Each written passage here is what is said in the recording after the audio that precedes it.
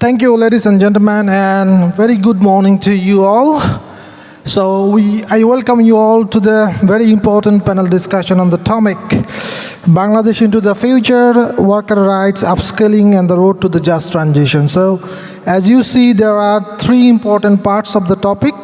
That is worker rights, upskilling, and the third one is a just transition. So we'd like to touch upon every part of the topic.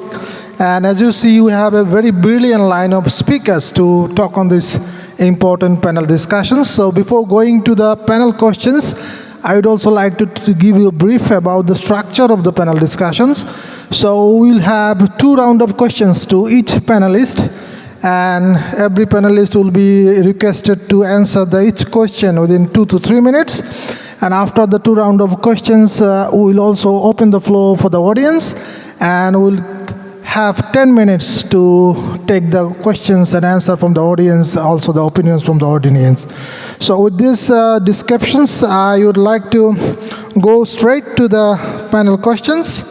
And the first question I would like to ask to Lauren Onun, Senior Advisor, Apparel and Textile, Ethical Trade Initiative. So, the first questions to you, the role of multi-stakeholder platforms in driving just transition.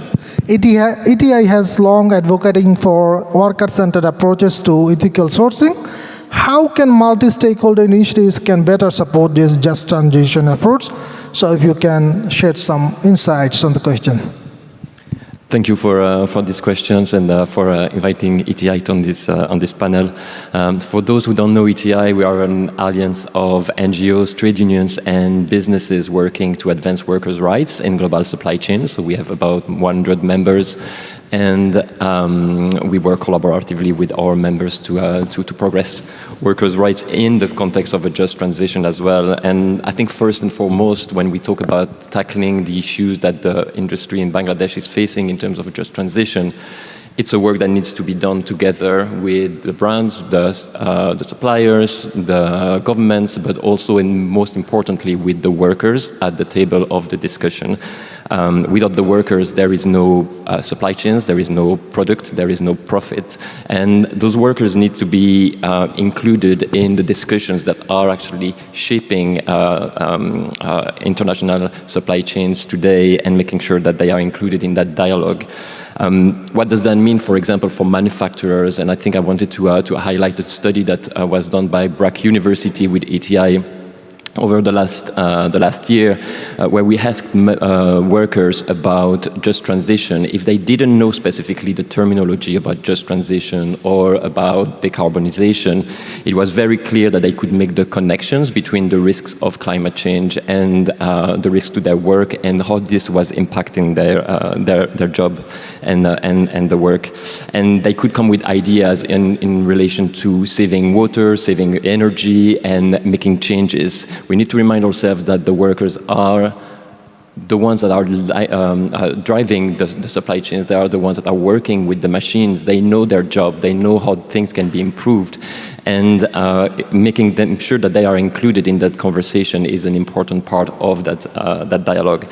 So as to respond to your question, what is the role of multi-stakeholder initiatives? I think our role as ETI and other MSIs is to bring together business, trade unions, governments, and stakeholders to have those discussions, to provide insights and understanding of the current issues. And for this, we're leading innovative research to look at what just transitions are and what the risks to workers are, and then bringing together the stakeholders at industry level to make sure that those conversations can be informed by research and understanding, but also can be pragmatic in terms of solutions and recommendations for business and governments. Thank you. Thank you for the valuable insights. So now I will turn to Mr. Sohail Sadat, Chairman of Shinshin Group, and he was also a former director of Bangladesh Garment Manufacturers and Exporters Association, BGMEA. So he's the right person to ask the questions that we often hear that a lot of what is actually hindering the progress of Bangladesh apparel industry. So if you could share your thoughts, how actually multiple audits are hampering the progress, and how can we go for a uniform code of conduct to be implemented? Thank you very much for having me here. Good morning, ladies and gentlemen. Actually, multiple audits are like now talk of the town, and we should address. It is right time to discuss.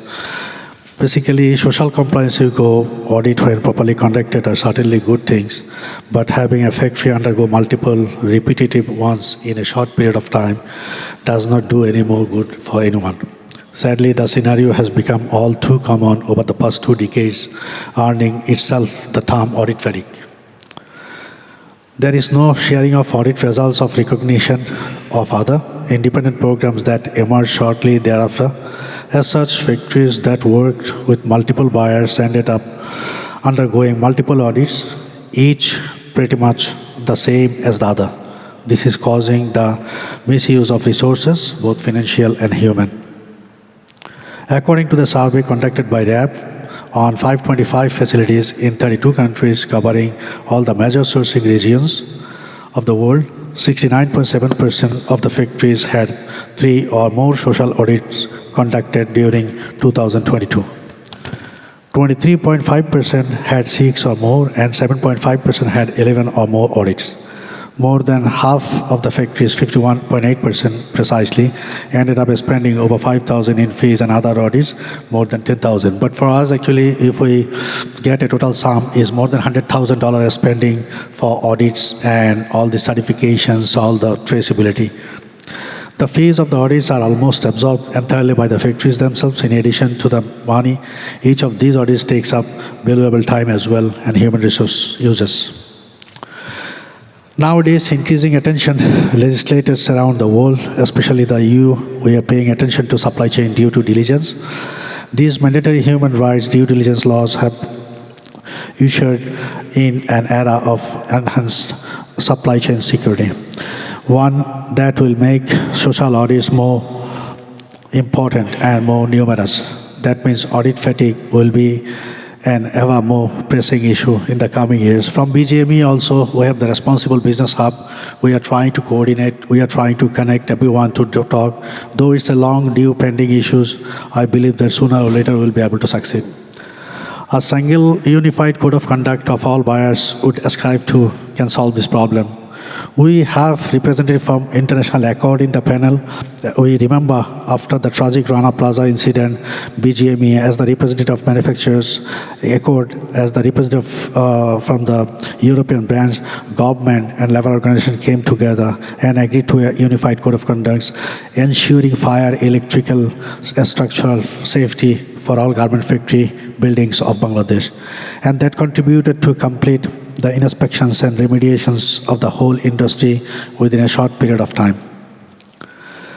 Similarly, if the brands and manufacturers agrees, the unified code of conduct for social audit is also possible.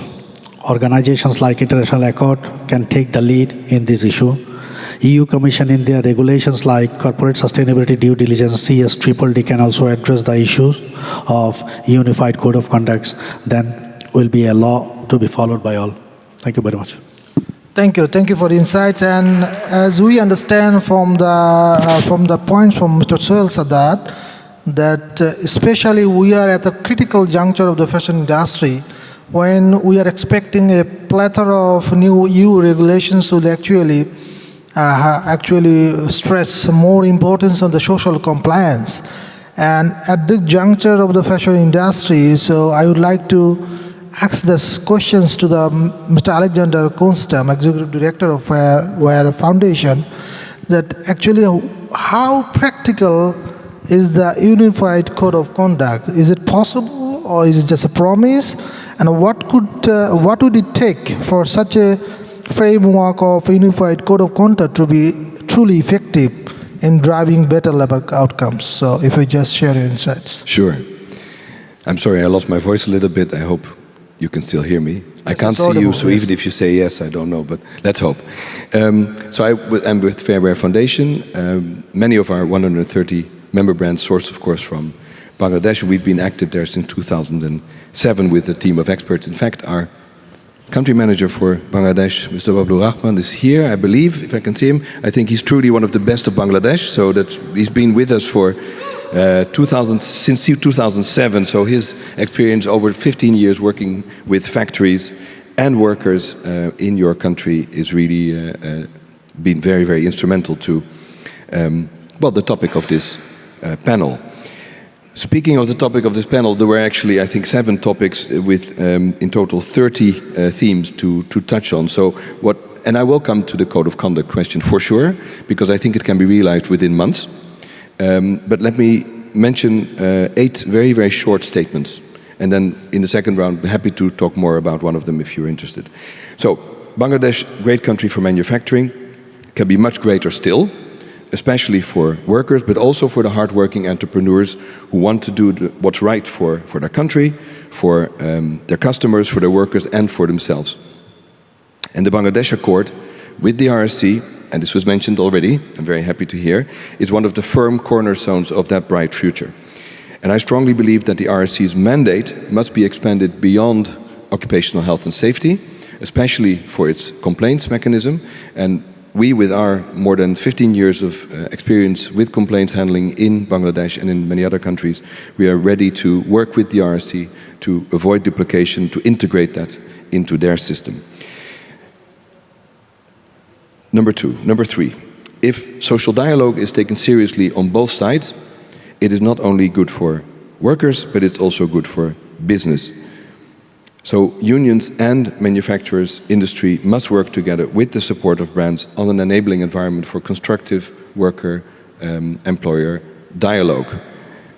This should be given, but I want to repeat it anyway, because it's just so true. In this context, I cannot fail to mention that thousands of workers still face criminal charges after demanding reasonable wage increases in November 2023. And I think we should all call on the new government to finish the review of these cases, which they are doing, and to drop all the charges against those who have been complained against innocently. LDC graduation, US tariffs, it's bound to come up. Bangladesh's unique selling point cannot be to produce large quantities at low prices. It cannot be, it shouldn't be, and I don't think it is. You must invest, however, much more in skilling up. One of the many 30 teams of this workshop, skilling up your workers and equipping your factories to do higher margin business. That is really, I think, what needs to be done. And higher margin business and upskilling also goes hand in hand with ensuring human rights.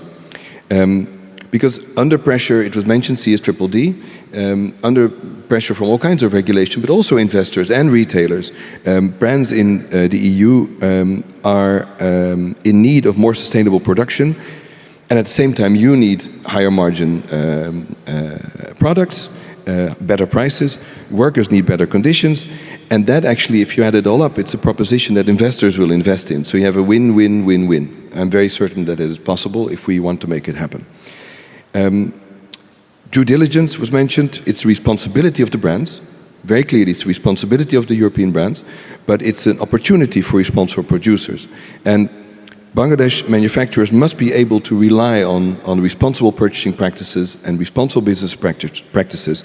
But at the same time, brands, especially in these uncertain times, they must be able to rely on long-term partnerships with their suppliers, equitable partnership with their suppliers. They will need their suppliers when everything is under pressure. And actually we have, indeed you already mentioned it, or the opening was mentioned that we have on the second floor after this panel a session on human rights due diligence and how to make it practical for those working on it. Last but not least, your code of conduct. Yes, I believe the BGMEA has the power and the responsibility to lead this bright future of the Bangladesh garment industry, and the code of conduct that your country really urgently needs is actually one that stops BGMEA members from undercutting each other by producing below cost or by violating legal requirements in your country. And I'm sure that the BGMEA would be happy to work with you on this. We've offered our support. I think it's possible to make that happen within months, within this year. A unified code of conduct. Let's start with BGMEA members and make sure that people behave responsibly and make one front against irresponsible buyers. Thank you. Thank you, and especially thank you for mentioning the 8 critical points as the path for the progress. But when we talk about the future of the fashion, we often become skeptical about the brand accountability in the shifting sourcing landscape. And I personally saw the role of the Accord after the especially tragic Rana Plaza incidents. I believe that one of the silver lining of the tragic dark strategy of Rana Plaza is actually the forming of code and how they actually reform the apparel industry, especially in Bangladesh. So I would like to now ask the question to Joris Ondijo, Executive Director of International Accord. And my questions to you, as global sourcing becomes more cost-driven and competitive, how is the Accord ensuring that brands' responsibility does not get diluted? Yeah, thanks very much. And thanks for all the kind words about the Accord so far. Well, maybe the first thing to say is that the good thing about the Accord is that it is a legally binding agreement. And that means that we, what we call, have a Hotel California clause. So if you as a brand sign, you can check out anytime you want, but you can never leave. So the brands make a binding commitment to continue to stay with the Accord and source from Bangladesh. And I'm convinced that many of the brands will stick to the country because they have invested so much for the last 12 years almost now. More than $100 million into the program, and they will continue to do so. And I think in order for the RSC and for Bangladesh garment industry in general to become still attractive for brands, because the agreement is running out at the end of this year, so we will have to convince the brands to continue to sign a new agreement again. 4 things are very important. One is that there is a stable governance body of the RSC. And that means that we would have to have stable partners, both brands, unions, as well as industry. So this is also a call on the BGMEA to also participate constructively in the governance of the RSC. The second thing is the expansion of the complaint mechanism beyond occupational health and safety, was already mentioned. This is very important for the brands. We all know that there's human rights due diligence coming up. We also all know that there is uncertainty about it. But I can guarantee you that it will come and that most of the suppliers in Bangladesh will be one way or another covered under this legislation. And for the brands, it's very important to have a grievance mechanism in their supply chain that can cover all the labor rights. And the RSC with the Accord is best placed to offer that. So that's the second. Then the third, also a sustainable funding model. So after 10 years of the brands paying into the RSC on their own, there's now an agreement with the BGMEA that the suppliers also contribute. A small amount per supplier, but it's important that that contribution also kicks in. And then finally, there's always been a lot of praise about what the Accord has achieved, and we are very proud of that. 90% of all the factory safety hazards have been remediated. But in that 10%, there is still a lot that needs to be done. Because if you look at specific safety items, such as fire alarm and fire detection systems and fire protection systems, only 60% of the factories, of all the 1,600 factories covered under the Accord, have a fully functional and certified fire alarm and fire protection system installed. So still 40% of all the factories still need to have that done. So there's still a lot of work that needs to be done. And you know, we stand ready together with the brands, and we will call on the brands to continue to support the Accord. Thank you. Thank you. And we'll also learn more about the safety and safety initiatives in the second round of our questions. So now I would like to turn to Ms. Janet Mensick, CEO Labor and Social and Labor Conventions Program, SLCP. As you know, SLCP was developed to reduce audit fatigue and promote a unified approach of social and labor assessments. So in the context of Bangladesh, how is SLCP shifting the landscape toward the more efficient and transparent factory evaluations? So if you kindly share your perspective. Thank you. Very briefly, a little bit of history and context about SLCP. It started around 9 years ago when a couple of stakeholders in global supply chains came together with the idea, how can we accelerate decent work in global supply chains with the notion that in the past 25 years, the attempt was mostly focused on doing audits and re-audits, again, without addressing the real issue. And I think Mr. Sohail has explained that very well.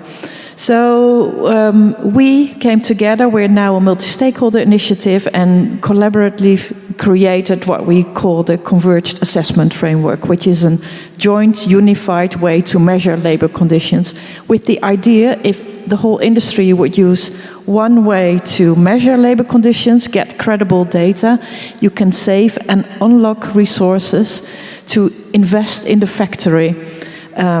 We've already talked about upskilling, we talked about remediation, we talked about capacity building. My view, I think the view of everyone here in the panel is it's better to provide your resources there, get resilient supply chains without doing the repetitive audits. The other advantage is that you get streamlined data and you can compare apples to apples and peers to peers. We have been able to make progress on a lot of things and have also been able to unlock resources. What right now SLCP is being used in more than 50 countries, among which Bangladesh, top 3, more than 1,200 factories are using SLCP right now. I have to say the data tells us that globally there's still a lot of unacceptable working conditions. 90% of the factories worldwide have a non-compliance against national labor law or the basic ILO conventions, health and safety, wages, working hours. I think we're all aware of it, but the data makes it super explicit. Bangladesh, in a way, is still there's a lot to work on, and even on health and safety. I think you addressed it well, and we see from our data that there is progress in terms of policies and emergency preparedness, but the actual things on the work floor, there's still non-compliance. So when we're talking about a unified code of conduct, I'm thinking let's also focus first on the basics, national labor law and ILO conventions. HRDD is the best way to address it in the global supply chain. Multi-stakeholder initiatives like we all have a lot of knowledge and can work together and have complementary roles. With SLCP, we don't want to go in an area where partners like Fairware and Accord have their expertise. The current reality in the world, economics and the shifts will, I hope, drive that everyone is working together, uses common tools, and use each other's expertise in a complementary way. So I'm all in favor of, say, maybe SLCP data being used by all the others here to do their work and the great work that the Accord, Fairware, and the others and ETI are doing. Thank you. Thank you for sharing the valuable insights, Janet. And now I would like to actually touch the upskilling and just transition aspect of our panel topic. And I would like to turn to Mr. Ahmed Salem, Director of Knit Asia Limited. Knit Asia is also one of the leading manufacturers of apparel in Bangladesh. So my questions to you, when we talk about how much Bangladesh apparel industry is ready for the Industry 4.0, so we often thought that many factories are still struggling with the digital readiness. So what is your take on how Bangladesh manufacturing base can prepare workers for a just transition? And how do you ensure that technology adoption does not leave workers behind, especially will not cause any job losses? So if you share your perspective. Hello, thank you very much. And it's a very valid question, very important. And first of all, to clarify the whole thing, we need to understand what just transition is. And thank you for the gentleman on my left, he explained it. Just transition started in the US. It's a concept that has been embraced later on by the rest of the world, and it's for a greener future. And definitely it has to be equitable, but at the same time, leaving no one behind. So where are we? Yes, from my personal experience, we started the journey long time back. We are now in the middle of the journey. It's not something that we just started. Because I'm going to do some number crunching to make it easier for understanding. Because I'm from the industry, I work hands-on. So that's why I'll come up with some numbers. We have flat knit machines, and like 15 years ago, to produce 10,000 pieces of sweaters, we needed 3,000 people, 2,000 knitting operators, because those were manual knitting machines. And one person could produce 5 pieces per day. All right? And then happened a little bit of transition. We got into automation. And then what happened? One person, from the one machine, we can produce 25 pieces of sweaters per day. So for the same 10,000 pieces production, we need only 800 people, 700 workers. Instead of 2,000 knitting operators, now we need 700. So the shift started 10 years ago. It's not that it's going to start now. And now I'm going to come to the future. And we have a booth here. You're all welcome to visit there. We are now bringing in machines. We already bought machines, which are fully automated, and where the production capacity is much more. And now one operator can run 10 machines, and we have reduced the number of knitting operators even more, and the linking operators is gone out. So that means from 3,000 operators, we came down to 1,100 operators. And in the next couple of years, there's going to be 850 operators. So the manpower has been reduced significantly. But then again, as you questioned me that what would happen to the job losses? Well, this is a part of the transition. And what we do is we try to make sure we upskill them, we provide training with them. Personally, I am involved with academia because there's a big gap between academia and with the business in Bangladesh. Not like in Europe or in other developed countries, it's different scenario in Bangladesh.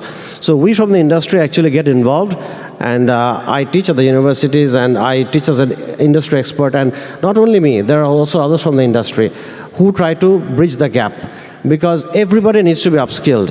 And the concept of training was not there even 5 or 6 years ago, but now all the factories, most of the factories, they're trying to spend on training. And it doesn't cost much, but at the end of the day, it gives a lot back. And we are not falling behind, and I'm not worried. Maybe, yes, we are not 100% ready, but we are up there. We're in the process, and I'm very hopeful that with all the companies and all the manufacturers who have a belief and the resilience that the people of Bangladesh have, we can definitely overcome this, and we can get into the just transition in the right and proper way so that nobody is left behind. Thank you. Thank you. And also to share my perspective on the automation, as we know that Bangladesh apparel industry is now around $40 billion industry, and 4 million workers that are working in the apparel industry of Bangladesh. But BGME had set a vision of achieving 100 billion export by the year 2030. So I don't believe that to achieve the double export target, the number of workers will be doubling. So I think there is also a pressing need for the skilling and also automation for the target, and that will actually ensure better wages for the skilled workers. So thank you for your perspective shared, Mr. Amir Salim. And I would like to now turn to Mr. Andre Veselop, responsible sourcing manager for Bestseller. And when we talk about the Bestseller, we often mention that one of the championing brand for responsible sourcing. So my questions to you that how is Bestseller advancing responsible sourcing across its global supply chain, particularly manufacturing hubs like Bangladesh? And could you please highlight any recent initiatives that reflect your commitment to ethical production and improved labor conditions? Thank you so much. First of all, thank you for inviting us. Happy to be with esteemed colleagues on the panel with whom we work very closely for many years. And thank you for the praise you give to our company. I think to answer your question, I think the easiest way would be to say that we try to implement the 6 steps of due diligence very thoroughly with inclusion of rights holders and stakeholders in the country. That's not something we can do from our head office. That's something we need to do in the country. And we are lucky to have a strong local team and office in Dhaka that is working very closely with our partners in Bangladesh. And we have been working on the due diligence on a very pragmatic approach for some time now. And together with ETI lately, we also started talking about integrating gender-responsive human rights due diligence in our processes. Because as rightfully mentioned in the beginning of the session, majority of the workforce in Bangladesh is women. And the effect of the human rights and workers' rights on women is different than it is on men. So our due diligence needs to address these risks differently as well. And for that, we need to hear from those women. We work a lot with local organizations who work with women's rights both at factory level, but also in communities. We work very closely with unions. We work with employers in the country to promote due diligence. And that's not something we can do ourselves. And we collaborate a lot with initiatives. For example, RSC. We are a member of RSC, we're supporting RSC, we'll continue supporting the RSC, and I fully agree with my colleague here, Alexander, on an important role that RSC needs to play in the garment industry as being the center of addressing human rights violations, for example, through their grievance systems. Of course, there is steps that need to be taken in developing that capacity, but they have shown that they are able to do that, so we need to trust that with the right time and resources, they will be able to scale it up. We work very closely with ETI in Bangladesh, and I want to praise here the efforts of ETI. For example, in the latest consultation with the Commission that was revising the Labour Act in Bangladesh, ETI has kindly invited us, and we had the meeting with the Commission where we have spoken about what we brands think is important to be improved in Bangladesh, and that's a call to action. First is reduce the barriers for union registration in the country. We need to make sure that freedom of association in Bangladesh is flourishing and developing. Both from legislative point of view, but also from operational point of view, inclusion of unions and tangible discussion for more frequent wage revision. ILO has recommendations, and hopefully the new government will hear these recommendations. So that is something else we're trying to do with stakeholders like ETI. We are also supporting the Injury Insurance Employment Scheme pilot in Bangladesh, and for people who are not aware about this pilot, it's ILO and GIZ who are leading pilot in Bangladesh that provides social security to the workers who have suffered from workplace-related injuries, accidents, which also includes commuting accidents as well. And there is a plan, of course, for this to transition into the national system. Nevertheless, it needs to start somewhere, and brands can and perhaps should support initiatives like this. And the brilliance about these examples that I'm giving, for example, RSC, International Accord, work of ETI, work of EIS, the Employee Injury Insurance Scheme, is that we as brand, as I said, we can't drive change by ourselves. And change that is driven by one brand only is not sustainable because we're not creating industry solutions. We are not creating a systemic change. And we need to make sure that the worker voice is included in that change. And look at the coincidence. RSC includes unions. ETI is a tripartite organization that includes unions. EIS has unions in their governing board as well. We need to have the tripartite structures that create solution for Bangladesh in Bangladesh. And we as brands need to support that to the best of our abilities if we want to comply with upcoming legislation. Not only for that, but it's because it's also the right thing to do. Thank you, Andre, and especially thanks to you for participating in the first edition of Best Bangladesh, also in the second edition, and sharing your perspective. Now I would like to go to the second round of questions and also start with the Laurent. And my questions to you, we know that in the European Union, a lot of new regulations is in the offing. We are hearing about the corporate sustainability due diligence. We are hearing about the sustainability and circular textile strategies, digital product passports, also many things like even extended producer responsibility. So many things are in the offing. So my questions to you is, with regulatory frameworks like the EU CSDD and mandatory due diligence laws taking shape, what does meaningful implementation look like in practice for countries like Bangladesh, and where actually systemic challenges persist? So if you kindly share your perspective. Thanks for the question. Quite a big topic to cover here, and probably I just wanted to start with a question, because we talked about just transition, the changes happening in Bangladesh, the challenges, and a question that might come is that what does human rights due diligence has to do with this, and how can it be used as a tool to ensure that we address those challenges?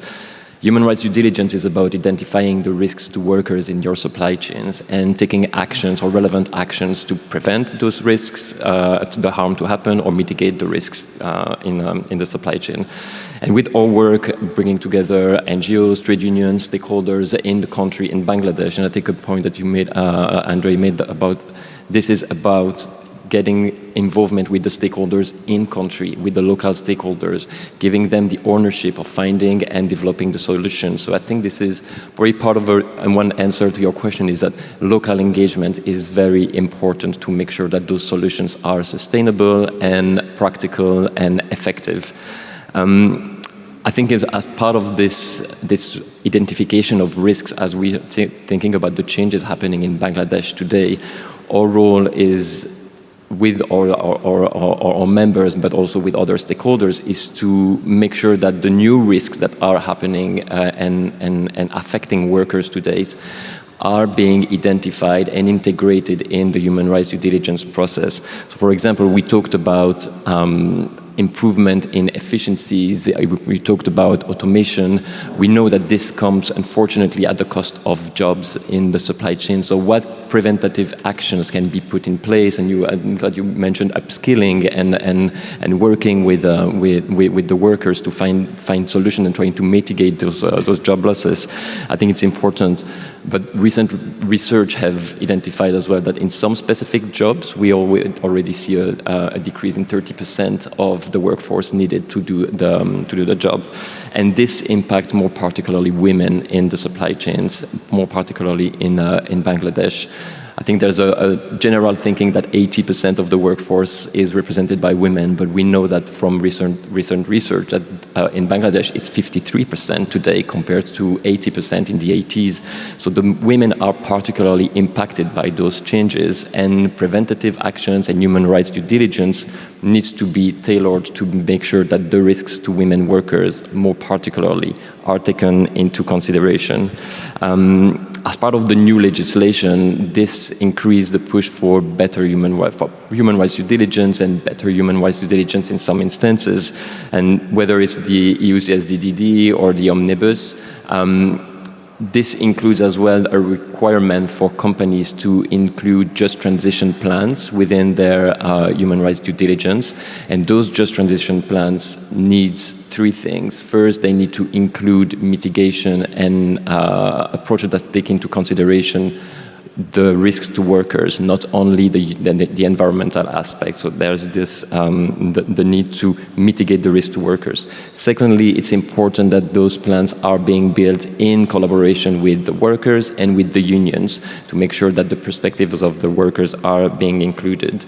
And thirdly, they need also to be included, developed in collaboration with the suppliers. It doesn't need to be an additional burden pushed down to the suppliers. There's a need for collaboration between brands and stakeholders, but with their suppliers as well as partner, as part of making sure that the transition is fair for everyone, the workers, the brands, the suppliers, and all the stakeholders in the value chain. Thank you. And as we actually talking about the Bangladesh into the future, I think it is also good to know about where the Bangladesh apparel industry stands today. And for that, I would like to ask a question, Mr. Sohail Sadat, Chairman of Shinshin Group, or he is also a former director of BGABA. So if you like to share with us some of the progresses that the Bangladesh apparel industry has made, as far as the workers' well-being and gender equality, and especially the workers' rights are concerned. So how the industry look like today, if you talk about some of the progress the industry made in recent years on workers' rights and workers' well-being? Thank you very much. Actually, Bangladesh apparel industry has come a long way. And we take the pride to claim now our industry is now one of the most safest and sustainable in the world. And we have the highest number of green buildings, and we have a lot of sustainable practices, ethical practices we are going through. Yes, we have more rooms to improve, and we have to work between the stakeholders, government, union, industries. Likewise, Hong Kong-based supply chain compliance solution provider Kima recently in their survey ranked Bangladesh the second in ethical manufacturing just after the Taiwan. So that's a good progress, and we have to continue the progress. Bangladesh has already 233 green garment factories LEED certified by the USGBC. This achievement underscores the industry's dedication to sustainable manufacturing and prioritizing decent working conditions. Ensuring workers' rights and their well-being is essential and top priority for the industry. Some progress in this connection I would like to share with you all that might help. The minimum wages of our workers have been increased more than 6 times since 2010. As the industry grows, so do their wages. There has been a 5% annual increment in their wages year-on-year basis. Government of Bangladesh has amended its Labor Act thrice in 2013, 2018, 2023 in alignment with international requirements and standards. Through the amendments, the previous requirements of 30% workers' participation to apply for union registration for a factory, popularly known as threshold, was reduced to 20% in 2018. Now it has been further reduced to 15% to factories employs more than 3,000 workers. It's a good and substantial progress. In factories, elected workers' participation committee and safety committee has made mandatory by the labor law. A central fund for the workers' well-being has been formed, and it is legally provisioned for the industry to contribute to the fund. In this financial year, 22-23, around $14 million was contributed to the fund by RMG industry. RMG Sustainable Council was established in June 2020, bringing in Bangladesh RMG safety monitoring regimes under one umbrella through an inclusive and consensus-based decision-making process. As we embrace the world of sustainability and are facing emerging due diligence protocols from around the world on human rights and environment, BGME established a responsible business hub named as RBH.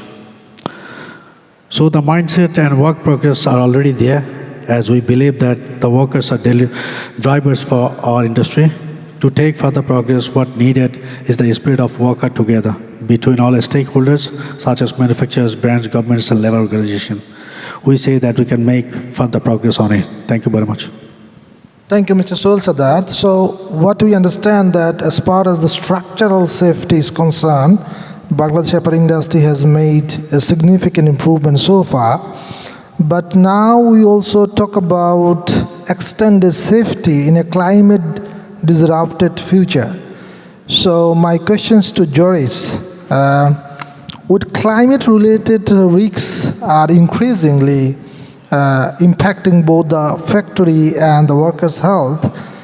What proactive measures should manufacturer, brands, and institutions take to safeguard workers? Yeah, thanks a lot for that question. Well, first of all, maybe let me clarify that the Accord does not only cover fire and building safety. We have, and with that, the RSC similarly. Our inspections program cover 4 disciplines: fire, electrical, structural, and boiler safety. But our safety committee training program and our complaints mechanism cover all occupational health and safety issues, including heat stress. So we have actually already received multiple complaints in Bangladesh about heat stress, and also in our other program in Pakistan. So we are fully aware that this is an increasing concern, and it will only be increasing, of course, because of climate change. Not only heat stress, but also flooding is, of course, a very serious issue. It is quite difficult to resolve those kind of complaints on a case-by-case basis, because sometimes it requires structural or engineering solutions at the factory level. And our engineers, or the RSC engineers, are currently not equipped. They don't have that expertise, because a fire engineer or electrical engineer doesn't have the expertise to address that. So it is certainly something that we need to look into, that we need to discuss together with the unions and the brands to what extent we can include that in any future agreements, because it is very high on the agenda. And it is also certainly something that should be discussed at a more industry-wide level. The problem is, of course, doesn't stop at the factory floor. If the workers are at home also under extreme heat stress, that doesn't help either. So it needs to be addressed at a countrywide level. But certainly it will be something that the Accord will be looking into in the future discussions with the brands and the unions. Thank you, thank you. And just for your attention to the audience, you may be glad to know that in Bangladesh there are now 233 green factories, LEED certified by the United States Green Building Council, and for some more 400 factories are in the pipeline for the green certifications. I think this is also testament to the industry's responsibility to climate resilience. So now I would like to turn around to Alexander once again. One of the allegations about the apparel or fashion industry is it's an industry primarily driven by brands and manufacturers, and often proper importance is not paid to the voice of the workers. So how do you ensure that workers' voices are not sidelined? Questions to you. A simple question, very difficult answer, of course. But thanks, it's a really good question. So, at Fairway, we've been working actually on due diligence, on human rights due diligence in the garment industry for 25 years, long before it was called due diligence. I think we're the only MSI fully specialized in this sector in human rights due diligence, and we do it in a very, very practical way. It has to be impactful and it has to be practical, because on paper, everything works, but in practice, it has to have impact. So let me maybe mention 4 determining factors why human rights due diligence can be, better than paper and really work in practice. So first of all, you have to do really, really good due diligence. It has to be technically good, and that's quite complex. But there are ways of supporting you in that, and actually that's why we have this workshop in just after this panel on the second floor. There's lots of experience with that, and we have that all in an online system. People can use that to learn how to do really good due diligence. We also have a due diligence management system that is based on worker-validated information. Very important. So when you ask about the voice of workers, I don't want to say it's in there, but at least part of it is in there. At least we need to make sure that the information that is used in due diligence is worker validated, is stakeholder validated. And factories are stakeholders too, by the way. The second element of impact from practical due diligence is responsible purchasing practices, equitable business relationships. We've worked a lot with a lot of partners on a framework for that, and it's very, very practical. I think it's being used a lot, the common framework for responsible purchasing practices. Third is access to remedy. It's been mentioned a few times, and we are collaborating on that as well. We really want to reduce duplication and increase effectiveness, increase efficiency, well, for Bangladesh, that means the RSC expanding its mandate. The fourth and last that I want to mention is certainly not the least, and it's meaningful stakeholder engagement. So in CSDDD, in the European law, it is mentioned that brands must do meaningful stakeholder engagements throughout all their 6 steps. And unfortunately, the law doesn't say what meaningful is or what stakeholders are or what engagement is supposed to be, so we have to define that as an industry. And the Stitch Consortium and our friends from Mondial FNV are here and ETI, all 3 of us are active in Bangladesh, and with other partners we've worked on a framework for meaningful stakeholder engagement. was launched during the OECD forum in February. Now the colleagues are working on a translation, practical translation for the garment sector. And that's really important that we get it right, that we have real representation, and of course trade unions are central to that. I think that's it. Thank you. Thank you for valuable opinions. Now I would like to turn to Janet once again. And the questions to Janet is related to actually linked to factory readiness and local capacity. So are there any specific capacity building efforts or local employers needed to make the system of SLCC assessment work across the factories? If you just share your insights. Yeah, so building further on all that has been said here, reducing duplication in all ways. I think two critical things in terms of capacity building is, do we have the right expertise? Do we have the resources? Expertise, and we've discussed there's so many different labor condition issues right now at stake. They need specific expertise. You need technical capacity to address climate resilience. Occupational health and safety mostly is also very technically specific. Wages is a big issue that requires a completely different level of understanding and approach. Leave alone more soft things like discrimination and harassment. All need to be addressed. That's one piece. I think the resource piece is also one. What is the capacity within the industry to come up with finances for this? And the other piece is, say, in the more the grant donation world, that piece is shrinking. So we need to find ways to increase the capacity and work towards decent work in this super challenging context. The only way, again, is mobilize the right expertise at the right moment and work together. I think SMEs have a different challenge than larger companies. In Bangladesh, you have a mix of both.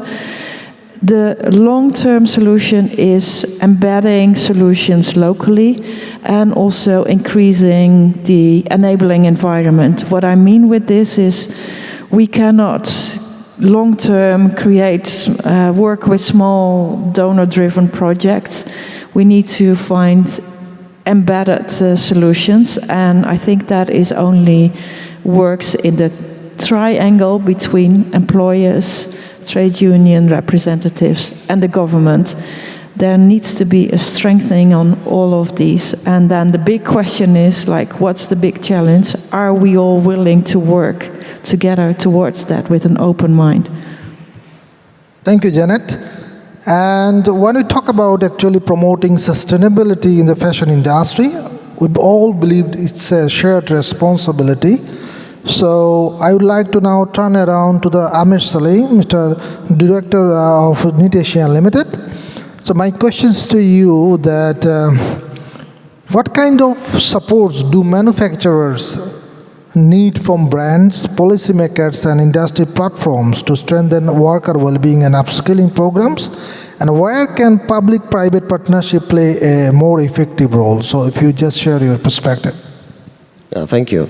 Yeah, of course, we all are stakeholders in terms of government, in terms of brands, manufacturers, everybody. And we all have certain roles to play. If I start from the government, first of all, I would like to say that it's about the laws, the regulations of the country, because if it's not stable, then it's difficult to run factories, and ultimately it affects the supply chain.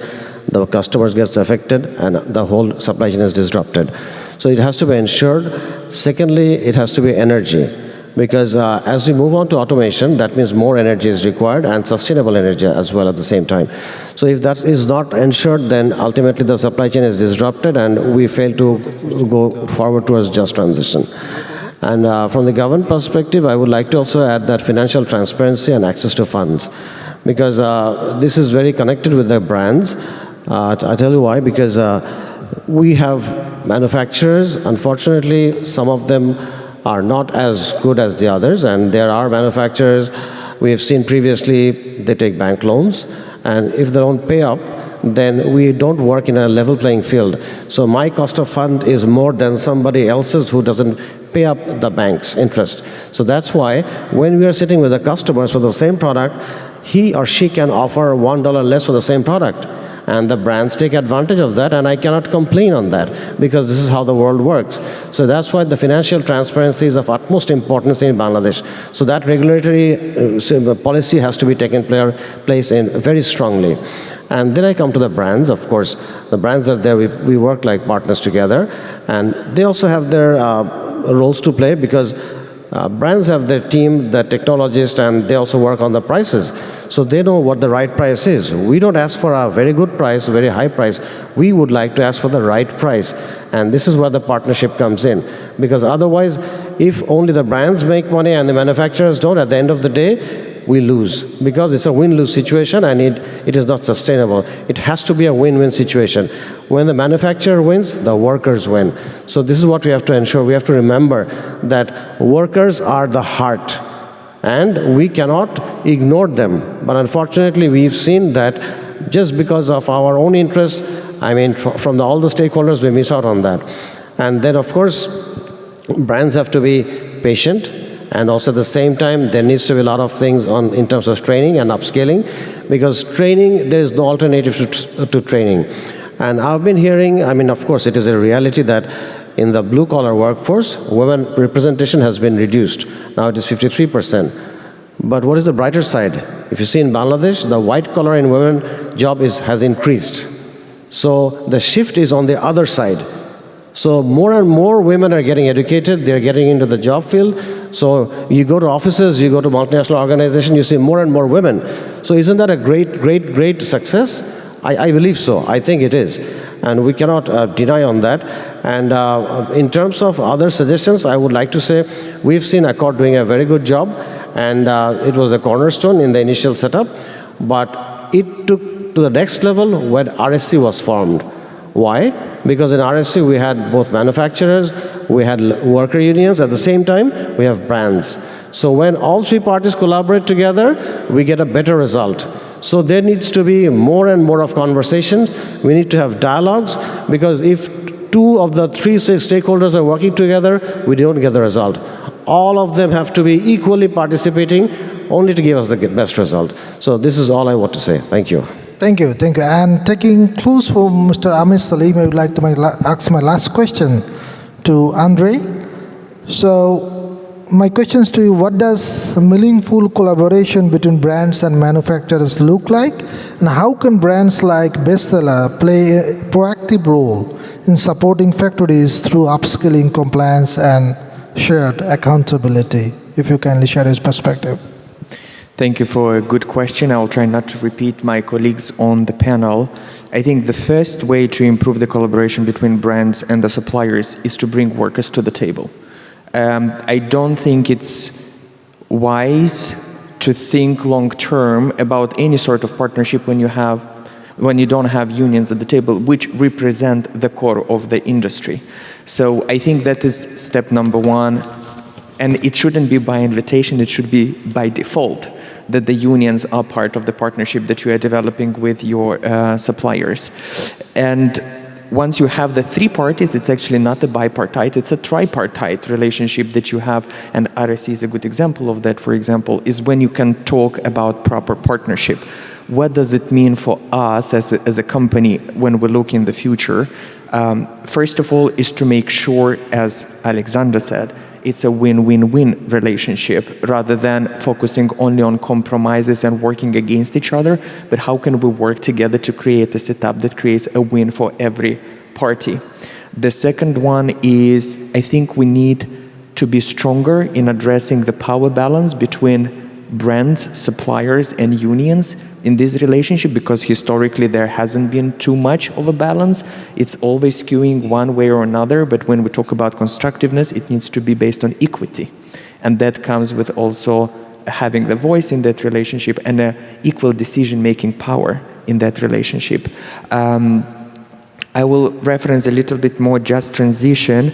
I think we need to put a little bit more emphasis on the not leaving anyone behind in the just transition.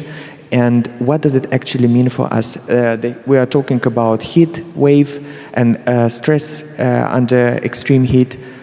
I don't know if people attended the OECD last year when we had the projections from Cornell University on the flooding of the rivers and deltas in Dhaka area. This has a direct impact on the human rights. Your conditions can be perfect in the factory, but when the person goes back to their community and they don't have even the minimum conditions for survival, then you are missing the core product, because the people will not come back to workforce healthy, dignified, and empowered to participate in that workforce. And that's why I want to maybe use this time and increase a little bit awareness and maybe call to action. We've been talking to partners and stakeholders in Bangladesh. The effects of heat and high temperatures on lactating mothers, on menstrual health, on reproductive health, and food storage in the countries is a huge issue. Even if you have good conditions in the factory and clean water and refrigerator facilities for people to store their food in those containers, what happens when they go back to their community? Do they have these opportunities? Is the food they bring from home initially healthy and good for them? And it's not for the lack of knowledge, it's for the lack of resources, it's for the lack of opportunities.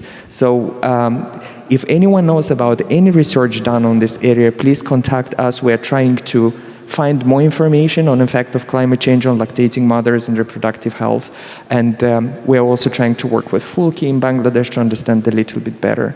But I guess to sum up and not take too much time, I would say the future for our collaboration with suppliers and unions should be based on creating systems that can be integrated in the country for the long term. Not short-term projects, not just programs that fix one thing with the budget of a brand for a specific period of time, but how do we create integrated solutions that is owned by the country, that is for the future, for the long term. And I must say, legislation needs to create an enabling environment for that. We cannot have a strong system in Bangladesh if we don't have a strong legislation to rely on. Thank you. Thank you, Andre. And now I would like to open the floor for the audience. You can ask questions if you have from the audience. So, is there anybody from the audience? Okay. Before asking you a question, if you kindly mention your name and organization name, and then I ask you a question. Thank you so much. Good morning, everyone. My name is Ruben Korevaar. I'm working with the Dutch Trade Union Federation, and you will be thinking, what is this guy doing up here? But we closely work with trade unions in Bangladesh, as well as other countries in the world. I think Bangladesh is unique. It has quite a young history as well, since the early 70s, but it's front runner when it's about reducing mortality rates as well, in bringing the birth rates down as well, and also in garments. That's what we're talking up here as well. Next week, on 24 April, it's 12 years with the tragedy of Rana Plaza.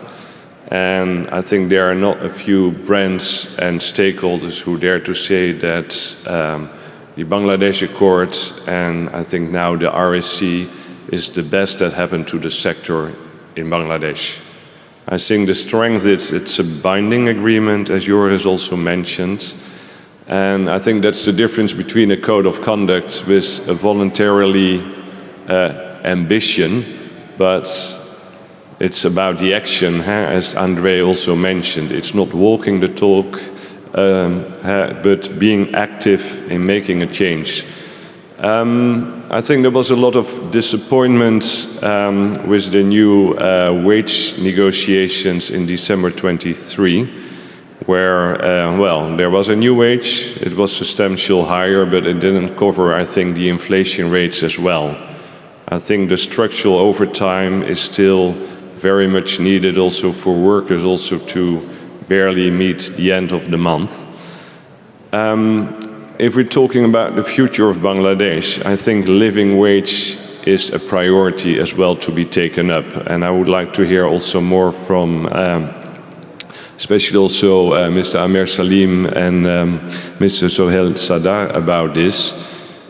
If you want to compete not at the bottom of the industry, what Bangladesh is doing right now, after the new wages, more than 30% of the FOB prices went down for individual factory owners.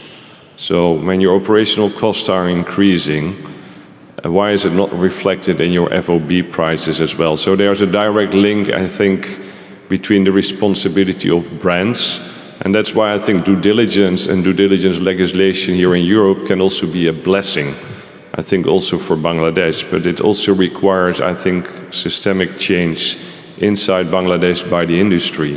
So I'm curious to hear also the vision, especially of the factory owners up here as well, of the business owners, to see this systemic change and the commitment for you as well to bring back home, to really set some ambition also in the code of conduct and your negotiations, I think also with your own business associations and with the government and the trade unions on this. Thank you. So, Mr. Amir Salim, if you like to answer the question. Thank you. Yeah, I mean, you're right. So, I mean, I appreciate that you came up with this, and it's not only about appreciating, it's also finding out where the problems are, because we need to solve the problems together. And for us, yes, the journey is not always smooth. There are turbulences, because I find a lot of similarity between the Bangladeshi people and the Dutch people, because in terms of resilience. Because when I got into the city, I saw the dam, and then I learned about the history about the dams, and 750 years ago this was all built, and just to fight the nature. So that's resilience. And when you come to entrepreneurs of Bangladesh, it's the same story, because there are economic situations, I mean, recessions have been there, natural calamities have been there, there has been lack of fund. Even after that, the private sector have done tremendously. And as you said, it's a very young country, and still we are up there. Challenges will always be there. It's all about how we address it and how we solve them. Yes, and like in 23, actually the wages was increased by 55%, not 30%. And in 24, end of 24, I mean with the new government, instead of the yearly 5% increment, there was a 9% increment. So just to clear up the records. So, and the manufacturers, I mean us, we accepted it. I mean the government imposed it, we accepted, and of course, we have to work around our cost, where we can do the cost saving in terms of raw material, how we can increase our efficiency. The work is continuously going on all the time. So, and thank you very much for pointing out that the brands also need to take part in it. And I actually worked with a Dutch company, and it was a fantastic gentleman, and we worked together for like few months on how to get the right price. And with one of the brands, I don't want to mention the name of the brand, we had a tri-party meeting, and they just completely said, no, we are not going to do the exercise anymore. Because when we go through the exercise processes, then the target price don't match the actual price. So if we don't collaborate together, I mean, as manufacturers, we are ready to do the exercise. But from the brand's perspective, I mean, not all of the brands, I mean, one or two, I mean, there are brands. If they don't collaborate that way, if they don't cooperate that way, then it will not work out together. And even after that, we still look for ways to, reduce our costs. Now we are spending so much on solar panels because there's the energy crisis, we don't have gas. Because I know at the end of the month, I have to pay all the dues of my workers. And no matter what, we must pay that. So we work around on other things. And in some cases, if needed, we go for automation. So the process has been there, everybody's working together. I mean, it's just the effort, and we need the patience. And it needs to go on. We cannot just stop, and we just cannot say, oh no, it's not happening. It has been happening for the last 50 years, and it will keep on happening, and I'm very, very hopeful. And I'm sure, I'm very confident that we will resolve all the issues, and we'll ensure workers' rights and all the stakeholders together. Thank you. Thank you. Anybody else from the... Yes, please. If you also kindly mention your name and organization name, then ask the question. Yes, my name is Jos Huber. I'm retired already, so I shouldn't be here maybe. But my heart is still with Bangladesh. I worked there for a while at the embassy, and my heart is with the industry too. And one of the issues that I've been working on, the people that know me are very aware, is the issue of the living wages. Yesterday I heard some good news, for example from the European Commission. They are really intent and keen on compliance with labor rights, and I hope they will have also a keen eye for the living wages in the sector. They can make it part of their due diligence inspection and monitoring of all those reports that the brands have to make. And fortunately, these days, there is, we know what a living wage should be. There is a methodology to calculate this, and I hope that also the government of Bangladesh is willing to have a look at this methodology in collaboration with the ILO to set a minimum wage at the level of a living wage. If that would be done, I mean, could make a huge step. I hope that also the financial system in Bangladesh will be more aware than what I heard yesterday of the advantages of a good compliance with labor rights. Because a gentleman from the Citibank yesterday in the opening panel mentioned the flexible and very competitive wages in Bangladesh. And I thought, okay, does he mean it's good to drive down those wages even further? Or hopefully he would mean he would be willing to promote Bangladesh as a country with good compliance, including living wages. So that's maybe something for the future. Thank you. I think it's an opinion. Actually, we are also very short of time. Already we spend more minutes than the panel session. So my sincere apology that we could not take further questions. To wrap up the panel discussions, thank you so much to the brilliant line of speakers for sharing your perspective on the workers' rights, upskilling, and the road to just transition. What we understand that Bangladesh paper industry has come a long way, have made significant improvements in the last recent years. But since improvements is a continuous process, so there is further scope of improvement in the future. And the panel speaker also talk about the shared responsibility when we talk about the future proofing of the workers' right and their well-being as well as the just transition.